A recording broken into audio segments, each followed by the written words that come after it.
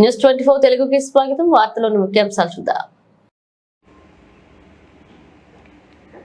కోనసీమ జిల్లా రామచంద్రపురం నియోజకవర్గం కె గంగవరం మండలం కోటిపల్లి శ్రీ ఛాయా సోమేశ్వర స్వామి ఆలయం వద్ద మహాశివరాత్రి సందర్భంగా కోటి దీపారాధన మహోత్సవం ఘనంగా జరిగింది.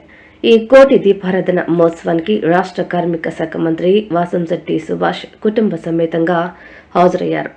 రామచంద్రపురం ఆర్డీఓ దేవరకొండ అఖిల, రామచంద్రపురం డీఎస్పీ రఘువీర్ దంపతులు కూడా హాజరై కోటి దీపారాధన మహోత్సవంలో పాల్గొన్నారు.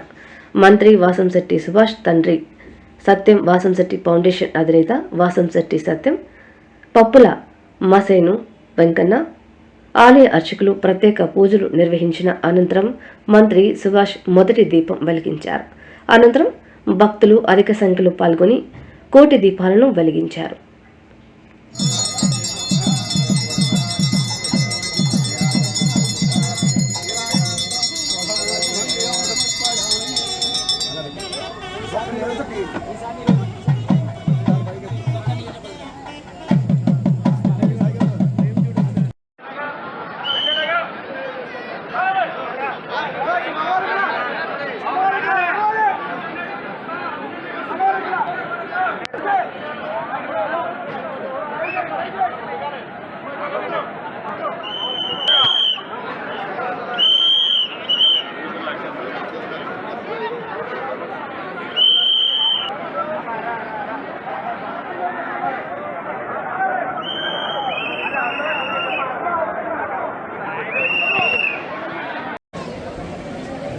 ముందుగా రాష్ట్ర ప్రజలందరికీ, ముఖ్యంగా రామచంద్రపురం నియోజకవర్గ ప్రజలందరికీ కూడా మహాశివరాత్రి శుభాకాంక్షలు. ముఖ్యంగా మహాశివరాత్రి ఈ రామచంద్రపురం నియోజకవర్గంలో ప్రజలందరూ కూడా అదృష్టం కింద భావించాలి. దక్షిణ కాశీగా పిలువబడే ప్రపంచంలోనే అత్యంత ప్రఖ్యాతగాంచిన గుడి ఇది రామచంద్రపురం నియోజకవర్గంలో. ఇటు ద్రాక్షారామ గుడి, ఇటు కోటిపల్లి గుడి. మరి ఈ గుడిని ఆవరణలో ఈ గుడి నియోజకవర్గంలో పుట్టి ప్రజలందరూ కూడా అదృష్టవంతులుగా భావించి ఈ రోజున అంతా శివోహం శివనామ స్వరంతో మొత్తం అంతా కూడా రామచంద్రపురం నియోజకవర్గం మారుమోగింది. అలాగే ప్రత్యేకించి ఈ కోటిపల్లి గుడికి వచ్చేటప్పటికి గౌతమి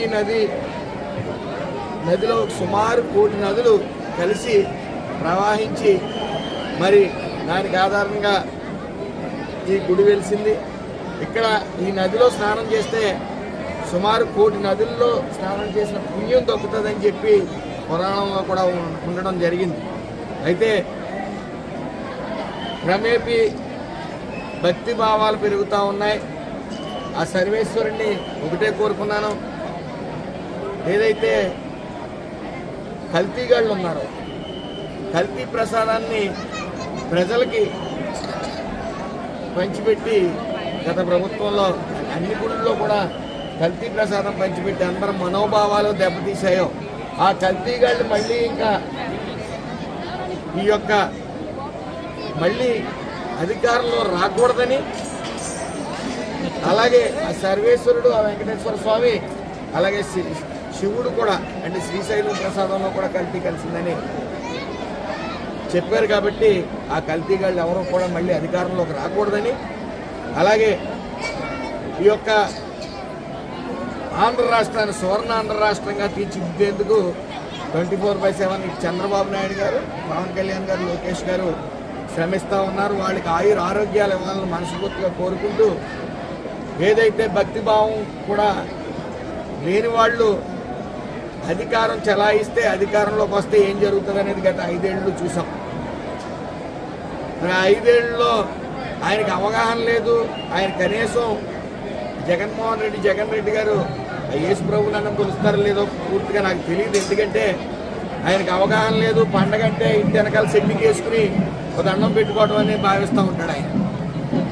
అదేవిధంగా మొన్న చెప్తా ఉన్నాడు ప్రెస్ ముందుకు వచ్చి, ఆవు నాన్ వెజ్ తిన్నది, దాని ఆధారంగా నెయ్యి కల్తీ అయిందని చెప్పి మాట్లాడుతూ ఉన్నాడు. ఆయన చూస్తే జాలేస్తూ ఉంది. మేము మా హిందువులందరం కూడా బాధపడతా ఉన్నాం. ఆయనకి హిందుత్వం గురించి తెలియదు, కనీసం ప్రసాదం నాణ్యత లేదని కూడా సుబ్బారెడ్డి గారు ఒప్పుకున్నా సరే ఆయన ఇంకా వితండవాదన వాదిస్తూ ఆ సర్వేశ్వరుడు ఆ వెంకటేశ్వర స్వామి చూసుకుంటారు. అలాగే మరొకసారి అందరికీ మహాశివరాత్రి శుభాకాంక్షలు.